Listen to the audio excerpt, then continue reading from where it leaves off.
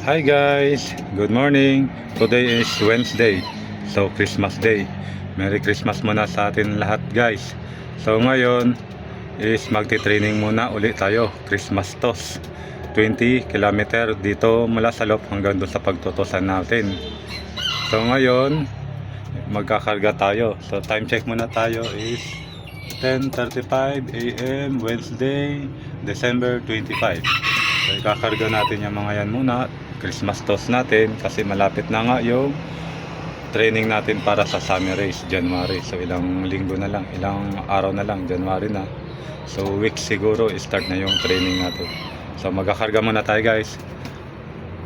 Bye. Touchdown. Ganda ng location. Dito na tayo sa location natin, Batak. Lampas ng sentro ng Batak. Dito mula hanggang sa loft natin is 20 km. So 20 km toss muna tayo, Christmas toss. Walang holiday sa pagdating sa training, bawal magpahinga. 20 km training.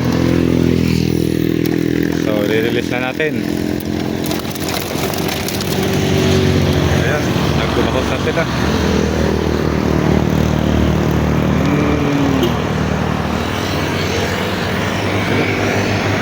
Diretso agad.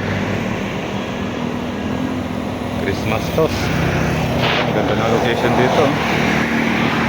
20 km lang muna tayo guys. Kasunod, palayo na ng palayo para makahabol tayo sa summer race. Medyo late na tayo. Yung iba malayo na training. Tayo dito pa lang din. Pero okay lang, kaya pa naman yan. Toss muna.